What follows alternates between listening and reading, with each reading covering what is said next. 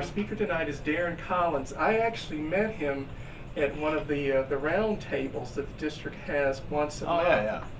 And heard about his project Hands Up, and they kind of allowed him to showcase some of what he did. So I was saying we need to have him in to do a presentation to us. Thank you. So that we can put that out to the district.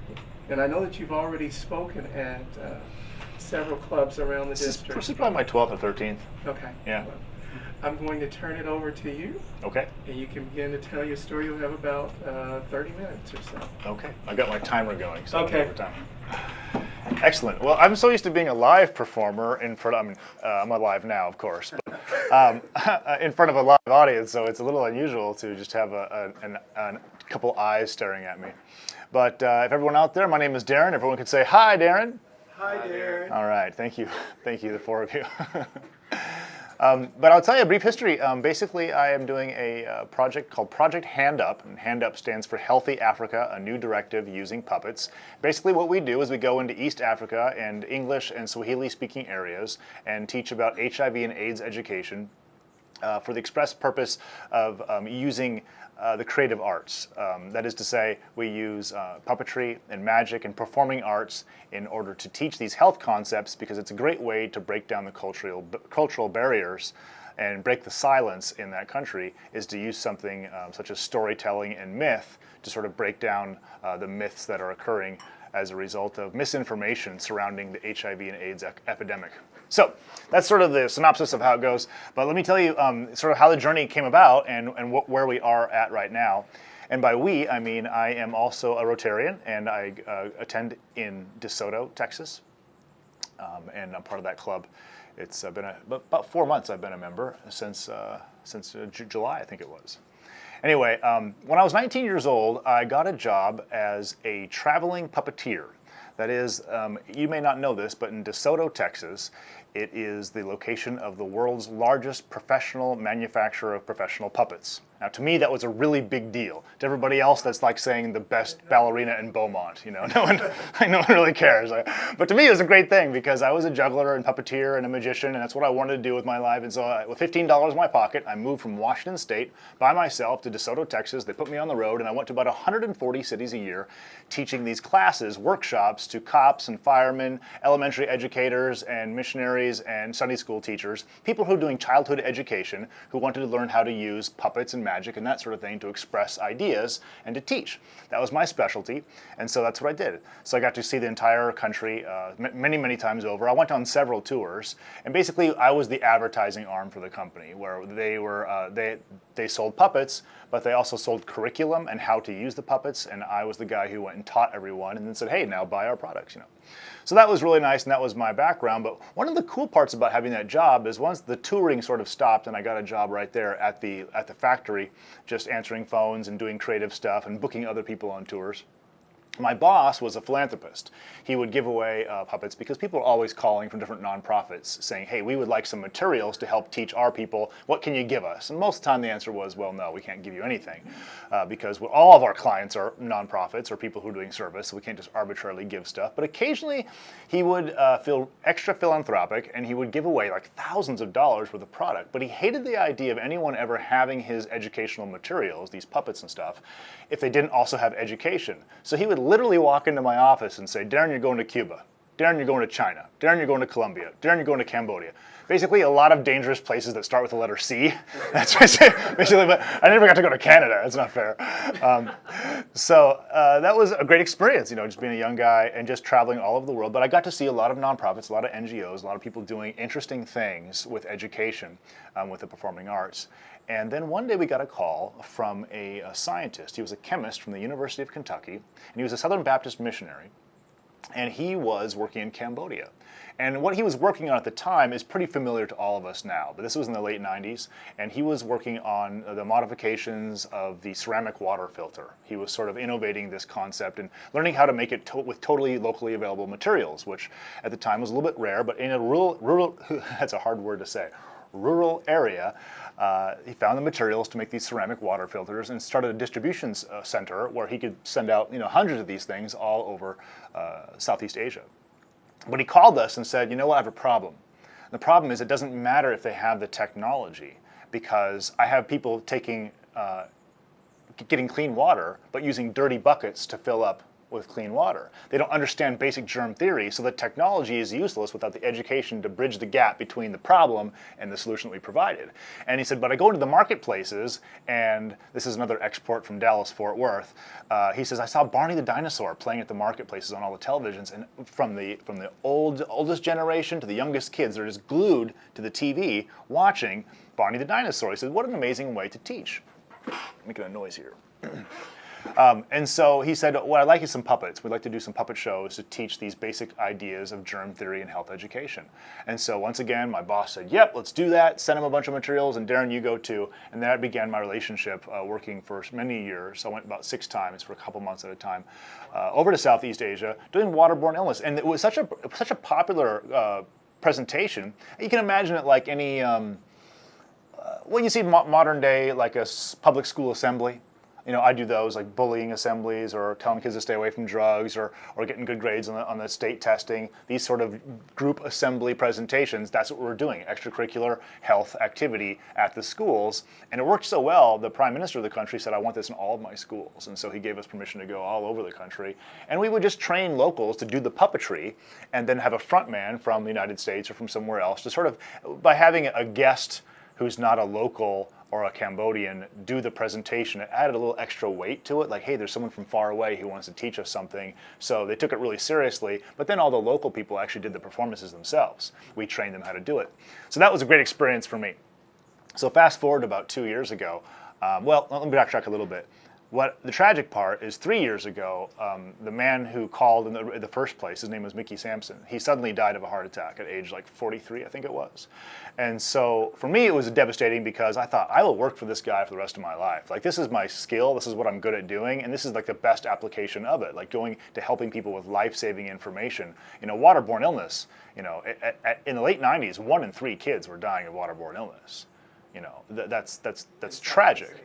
In Southeast Asia, yeah, sorry, in Southeast Asia, and specifically, you know, diarrhea and mosquito-borne, you know, just real tragic. And so to apply my skills to actually help that kind of situation was great for me, but it was tragic when he passed away, because I really didn't know what I was going to do. But also about 3 years ago, a little bit after, I met a comedian here in Dallas-Fort Worth. Well, I've actually known him for a while. His name is Kasambwe. He's from Zambia, and he came to Dallas-Fort Worth about 6 years ago because he wanted to be a stand-up comedian. He wanted to learn this craft, and that's what he wanted to do with his life.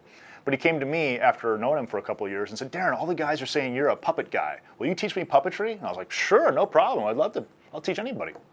And then I go, well, why do you want to learn? Like, not a lot of stand-up comedians want to learn puppets, right?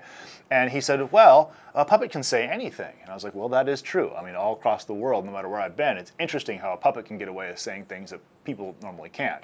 And take Jeff Dunham, for instance. He says some pretty awful stuff. And it's like, hey, he's a family comedian. It's like, well, if it was just him talking, maybe not. But the puppets make it funny. So, you know, it's great.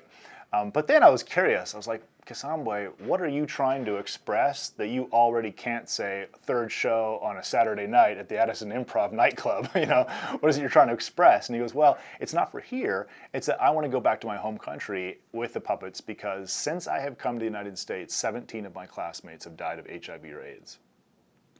HIV and AIDS. And that's an incredible number. And I said, well, why is it so high? And he says, well, it's because we can't talk about these things. And him and I were sitting at the Galleria Mall, just a few blocks away from here, up by Slappy's Puppet Playhouse, and I was talking to him about this. He said, we can't really talk about condom use. And he turns his head and covers his mouth. We're a couple nightclub comedians, and he can't say the word condom.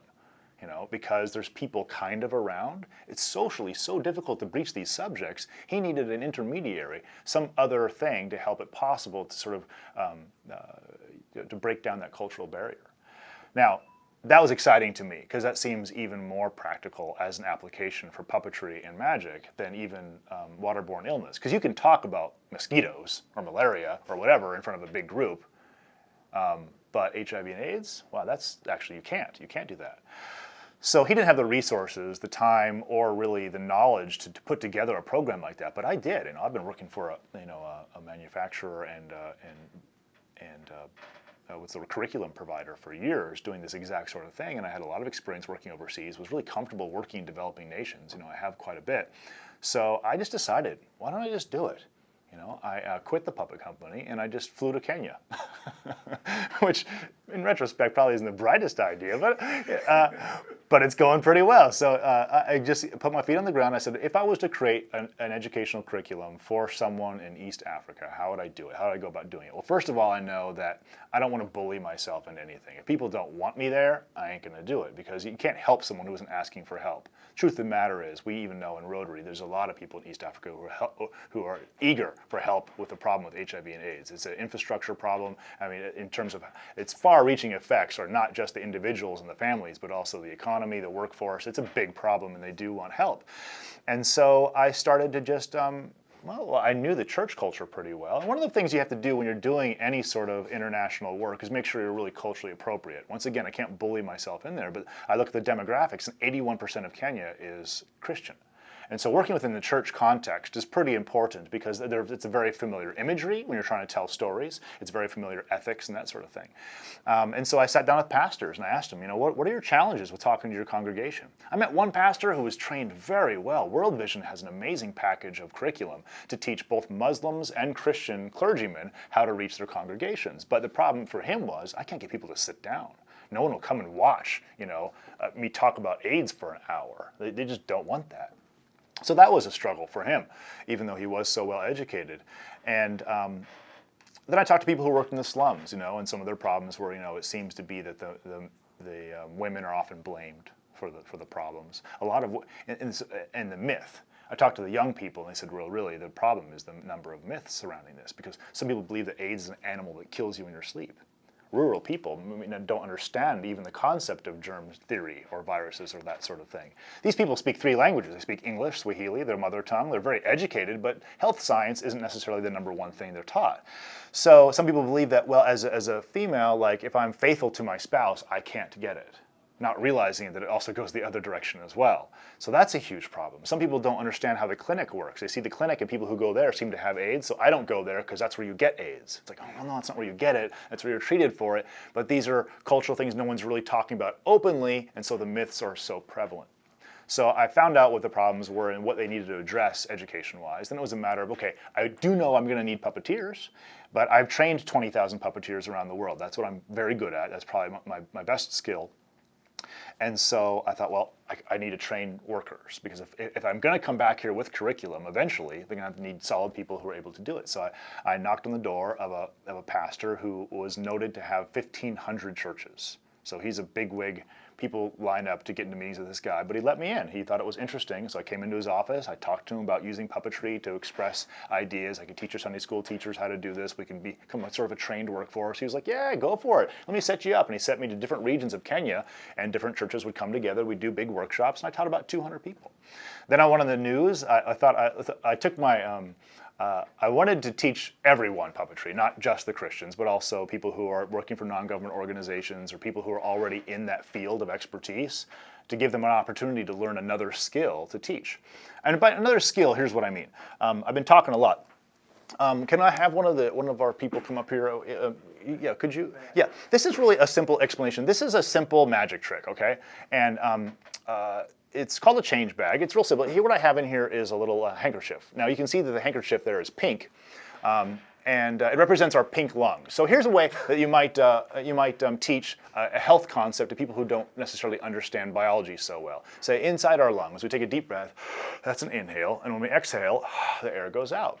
But our healthy lungs that help us do that are bright and pink when we're born, and they usually remain that way for a long time. But take this pink handkerchief and put it inside the bag. Now, this here is representative of a cigarette. Now, a cigarette will actually, if you inhale this, you don't just get oxygen when you inhale, you also get various chemicals and that sort of thing. So go ahead and add that, if you will, to the pink handkerchief. Just put that in there. There you go. Ash it out first. Don't let it burn the bag. And then you'll see. Yeah, it's not that funny. You can see if you actually reach in and take that out, if you will. Now that you've added the cigarette, the healthy, clean lung has turned brown, just like that. Now this is a very, very simple little trick you can teach any Sunday school teacher how to do. Go ahead and reach inside there again, if you will. Yep, you can see that. Both out? You just take that one out. Yeah, perfect, just like that. So it can change just exactly that fast. It's quite incredible. You can just like so. So this is the sort of trick, though. Thank you. You're uncomfortably close to me now at this point. But one of the, what's that? You need some explanation? Well, here's the thing. With about 30 seconds of instruction, anybody could do that themselves. Anybody could do that. So any volunteer, an educator who needs to sort of have a more visual way, because a flip chart or a lecture or written notes is going to be a difficult way to capture and hold someone's attention when talking about a sensitive topic. Cigarette smoking isn't a sensitive topic, but you can see how this particular method can quickly illustrate what happens to the inside of our bodies without having any prior knowledge of biology and that sort of thing. It's a quick way. And what's nice about a magic trick like this, it also creates dialogue, especially in an area of the world that's particularly superstitious. You don't want to make it too magical. I did some tricks that were too magical. This one's very simple, obviously, but some things look so amazing, I got accused of witchcraft. So, okay, gotta pull back, Don't want to die today. So make it less magical. But what it does is it stimulates dialogue, and that's what a concept like this really benefits from, is when the community starts talking. I saw this guy do this thing. Why did he do that thing? Well, he said that this is like this. And then you can explain, they can begin to tell the story of how something is transmitted from one place to another. Or with this sort of prop, you can make something multiply, or you make something disappear, or you can change, like popped popcorn can become kernels again, so it can show remission. Or, there's all kinds of creative ways to show different ideas with magic tricks. But in any case, it's a real powerful tool, and that was really well. So I thought I would do a class, teach everybody how to do it, and then I have to invite people to the class. Like, how am I going to do this? Like, I'm a stranger here in this strange land. So I went to the news station, and I said, I'd like to be on your morning show. They said, oh, well, we can put you on. It's $10,000. You can have a half hour. It's like, well, no, I don't want to pay for anything. And so the salesman just kept trying to sell me. And I kept pitching what I'm doing. And I said, no, I don't want to buy any time. Here, let me show you. Here's an image of me, a video of me on Good Morning Texas. And I showed them my computer. I said, see, I go on Good Morning Texas, and I advertise the things that's going on in Dallas-Fort Worth. I want to do the same thing on your morning show. And once again, she's trying to sell me. And then someone came over with a business card and just slipped it to me and just said, just call this person. And so I called that person. It was a producer for Good Morning Kenya. And they put me right on the next Friday. It was really cool. And so I got a half hour on the news, and it was really incredible because they had callers call in, and they were so encouraging. They're like, yeah, we really want this. We really like this idea. And then from days after that, I would get calls just on the telephone. People just calling me because I gave up my phone number. Hey, Darren. I'm just glad you're here. I'd like to have your classes, this sort of thing. And then one day, it was like a month later, I got a call. And I said, hello, this is Darren. And the woman on the other end of the phone said, Darren, I saw you on TV today. And I said, oh, no, you didn't. I wasn't on TV today. She goes, oh, yes, you are. Whenever the host goes on break, they show reruns and they show your episode. I go, oh, well, that's cool. And I said, well, what can I do for you? And she said, I just want to say thank you. Thank you for being in our country, and thank you for doing what you're doing. It's really important to me, and I think it's really important to the citizens, especially in our region, who are struggling so much. And I said, well, what can I do? And she said, nothing. I just want to tell you that. I was like, okay. So now, as a guest in the country, I feel like I'm asked to be here. I feel like I'm wanted. So that's really important to me.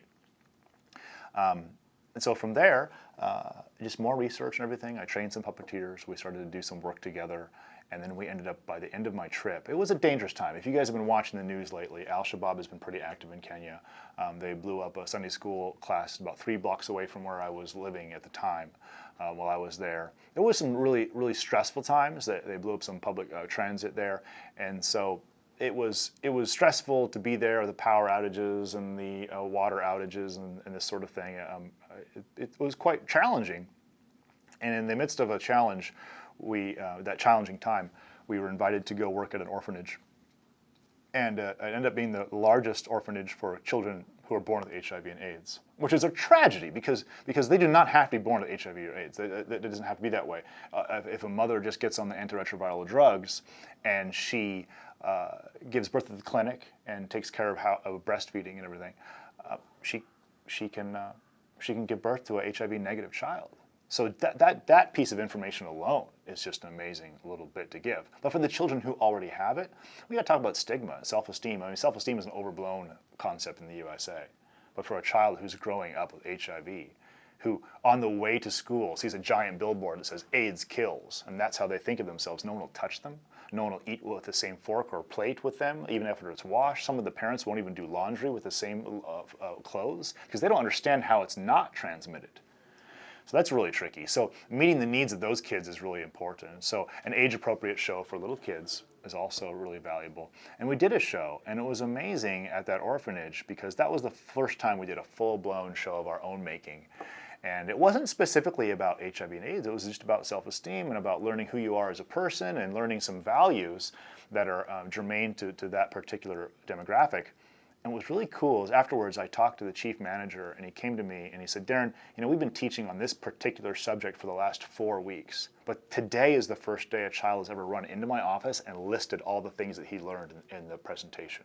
Like, it really worked. It's like, wow, okay, we're really communicating. It's really happening. And the crazy thing is I remember one time I went to one place that, and this will be my last little anecdote about Africa. I went to the wrong place. I Googled the wrong address, and so I was supposed to go to a television studio. And so I ended up at a different place, but there was a TV studio nearby. It was just a different one. I was like, well, okay, well, we'll just knock on this door too. And the guard came out, asked what I was doing. I said, I want to talk to a producer, preferably of a morning show. And he said, well, we have someone, just wait here. And 10 minutes later, an intern was walking me into the building. And the intern then walked me into the office, and it was a small office about this size. And this woman said, so what are you up to? What are you doing? And I showed her the puppets, and I showed her the, some magic tricks and told her about health education using creative arts. And she said, great, Friday morning we'll have you on. We have an hour-long segment on the health segment. And I was like, that sounds great. Thank you very much. She goes, okay, see you on Friday. Just send me your notes. I said, no problem. So I left, and the intern grabbed my arm, and she was walking me to the parking lot. She said, how did it go in there today? And I said, oh, it just went great. I'll be on Friday. And she did a classic double take, just, Friday? And I said, yeah, Friday. What's the big deal? She goes, I have politicians on a 2-month waiting list who pay to be on that time, and you're getting in on Friday? I'm like, I'm a white guy with puppets. I don't know what it is. It's so weird. Like, I just get total access. The adults love it just as much as the kids. It's a strong way to perform. And so I came back to the USA, and I immediately started fundraising. I immediately started going to Rotary clubs, and Rotary really opened their arms to me. It was really amazing. I think that's why I joined. It was just amazing to see what you guys really do at Rotary, or what we do. I'm a Rotarian now, too. I went to the Reed League classes this weekend, and so I'm class 26. I just enjoy it. I like the ethics behind it. And I love the sheer scope of the humanitarian work that Rotary can do. But as a result, I've gathered enough money through crowdfunding and stuff to begin the writing. And so I've actually contracted the same people who wrote the McGruff the Crime Dog school programs, and they're collating all the information I gathered to make an age-appropriate script for both for elementary school, for teenagers, and for adults. All three of these curriculums attack different aspects of the problem of HIV and AIDS in an age-appropriate way as well as culturally appropriate.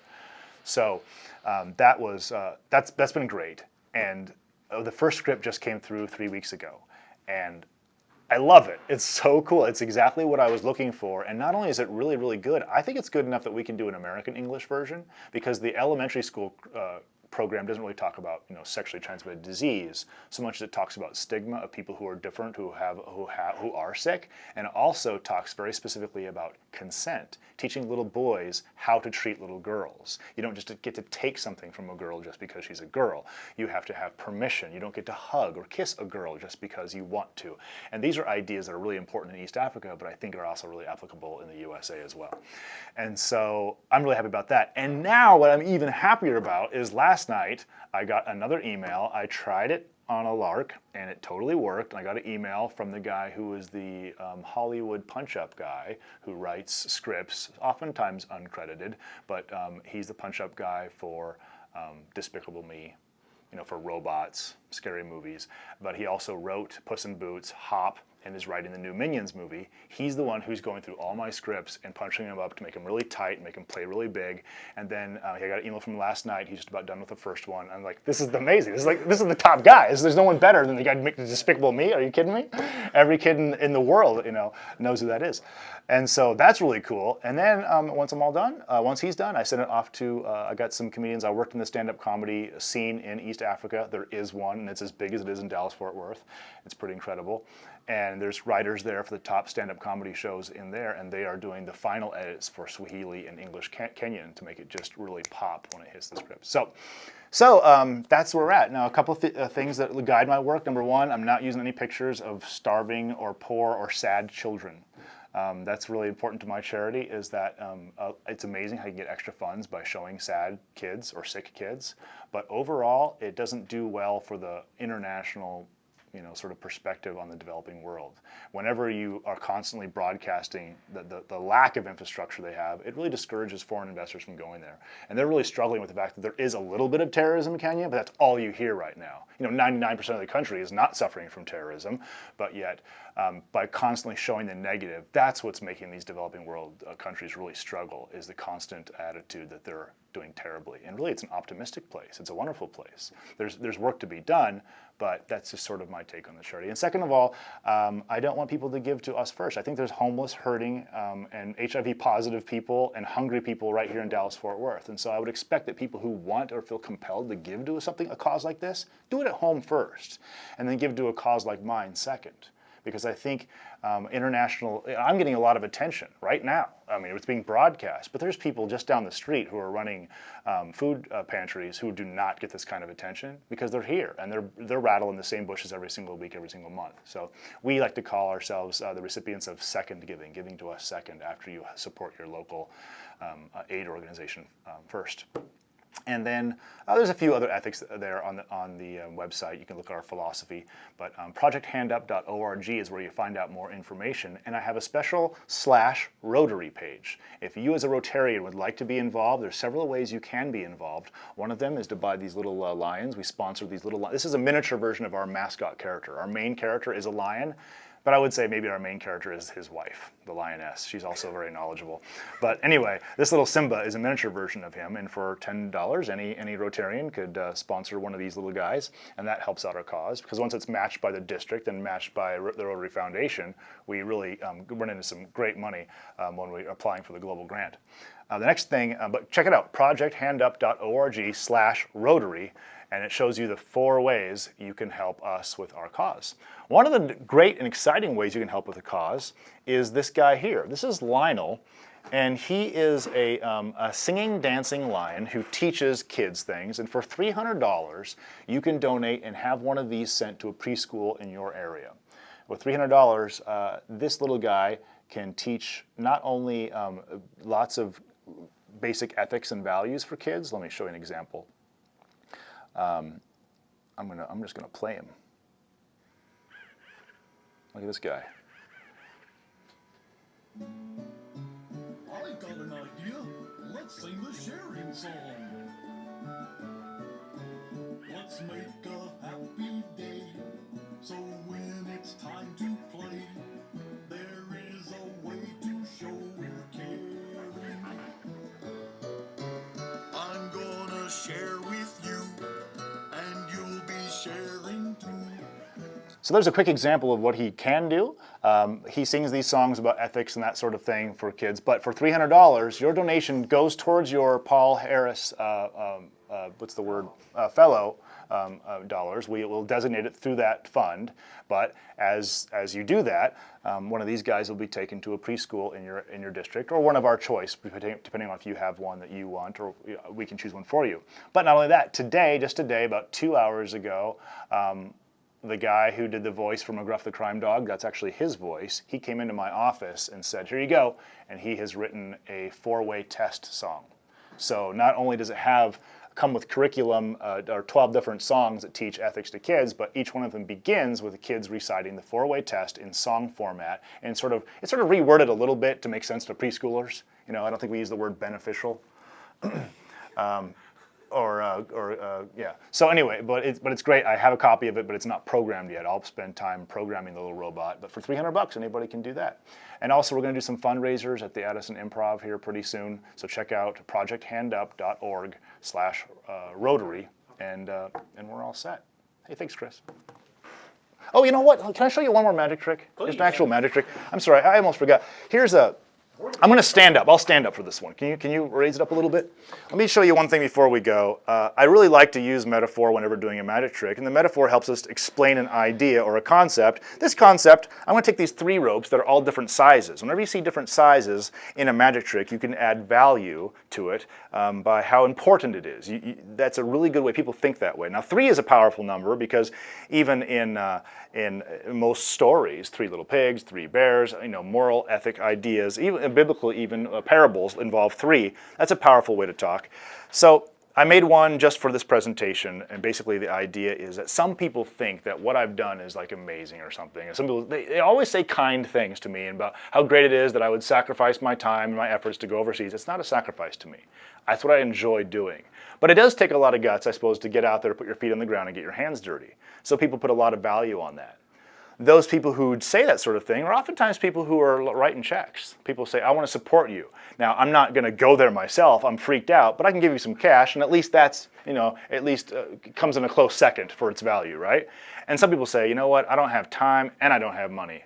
I can click like on Facebook, on your Facebook page. That really helps, I think. And I can tell other people about what you're doing and maybe book you to speak somewhere else. But I'm more of a connector. I'm not a financer. And I certainly have too many kids and too many bills to be going over there myself and spend all that time.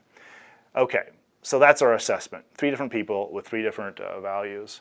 But when I examine this, after all the work I've done overseas in different countries and working with different people in volunteer organizations, as I examine all the different roles, I find that all 3 of them, in spite of the fact that they are indeed different, are actually equal in overall value. The person who gives a lot of time is just as important as a person who gives their cash. And that person is just as valuable as the one who connects those people together and helps promote and advertise and is a cheerleader for the cause. Now, we are human, and so we're not always going to see things the way, through a perfect world or through rose-colored glasses. We'll see the differences. And we will make a value assessment that one is maybe not as important as the other, and maybe it's the people who sacrifice their whole time. They're the real heroes. I guess I disagree, but I can understand. Thanks.